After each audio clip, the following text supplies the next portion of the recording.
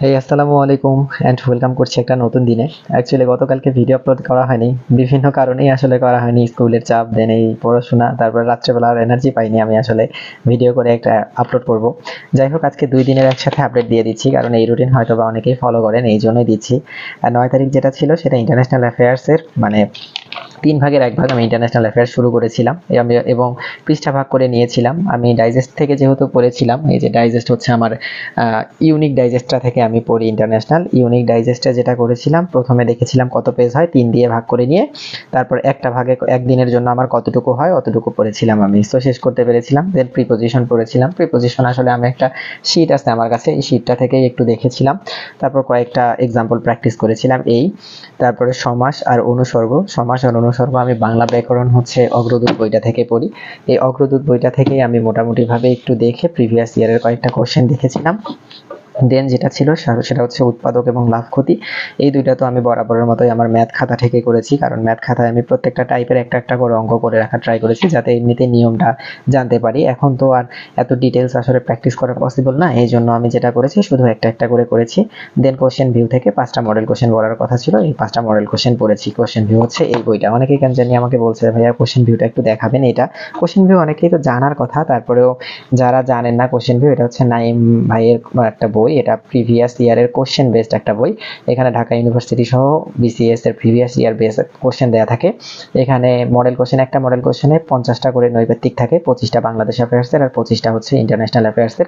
এরকম 64টা মোট model question আছে এখানে। আমার মনে হয় এখানকার 47 পর্যন্ত পড়া হয়েছে, আজকে 5টা পড়বো আবার। সো এভাবে করে আমি আপাতত পড়ে পড়ে যেগুলো পারি না প্রশ্ন, সেগুলো এরকম গোল গোল দিয়ে রাখছি। পরীক্ষার আগে শুধুমাত্র এই গোল গোলগুলো দিয়ে দেখে যাব, যেগুলো কনফিউশন কাজ করে আর কি। সো এই ছিল কোশ্চেন ভিউয়ের কাহিনী। এই ছিল আমার 9 তারিখের ইতিহাস। এবার চলে আসি 10 তারিখের ইতিহাসে।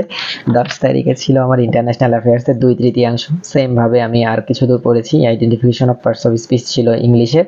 উপসর্গ প্লাস কারক সেম ভাবে আমি অগ্রদূত থেকে পড়েছি। সংখ্যা, লসাগু, গসাগু খাতা থেকে করেছি এবং কোশ্চেন ভিউয়ের 5টা কোশ্চেন করার কথা ছিল, কিন্তু আমি পড়তে পারিনি, কারণ আমি 2টার মধ্যে কতদিন শুয়ে গিয়েছিলাম। আমার যদি একটু দেরি হয়ে যায়, মানে 3টা কোনোভাবে পার হলে, কয়েকদিন থেকে আমি 3টার দিকে শোয়ার ট্রাই করছি, কিন্তু 3টা পার হয়ে গেলে আমার সকালে যেহেতু স্কুল থাকে আর সকালবেলা উঠতে পারি না, খুবই কষ্ট হয়ে যায় আসলে 8:30টার দিকে ওঠা। তো এই জন্য আমি একটু আর্লি ঘুমিয়েছিলাম, কোশ্চেন ভিউর 5টা না পড়ে স্কুলে গিয়ে বসে বসে অবশ্য দেখেছিলাম পরেরটুকু। সো এই হচ্ছে গত 2 দিনের আমার আপডেট। আর আজকে তো এই যে টার্গেট, এগুলো রানিং। আজ যেদিন আমি পড়াশোনা করি তার পরের দিন আসলে ভিডিও আপলোড করি। সো আজকেরটা কালকে পড়বো। এই আমার পড়াশোনার আপাতত আপডেট। জবের প্যারাতে আসলে খুব বেশি পড়াশোনা হচ্ছে এরকম না, কিন্তু একদম কমও হচ্ছে না। আল্লাহ ভরসা, আসলে যা হবে আল্লাহ তাআলার ইচ্ছাই হবে। আমি চেষ্টা করার মালিক, একটু চেষ্টা করছি, দেখা যাক কি হয়।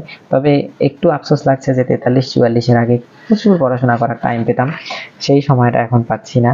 যাই হোক, না পাইলেও তো আর না আফসোস করে লাভ নেই। আল্লাহ তাআলার দরবারে অশেষ শুকরিয়া যে আল্লাহ তাআলা একটা ব্যবস্থা করে দিয়েছেন। একটা ছোট চাকরি হলেও এখন করছি, একটা সরকারি চাকরি বলে কথা। এই জন্যই তেমন আফসোস নেই, তবে চেষ্টা করছি। যাই হোক, দেখা যাক পরেরটুকু পরে কি হয়। এই ছিল আজকের আপডেট। সবাই ভালো থাকবেন, সুস্থ থাকবেন। কালকে ইনশাআল্লাহ আবার দেখা হবে। সবার জন্য শুভকামনা, আমার জন্য দোয়া করবেন। আসসালামু আলাইকুম।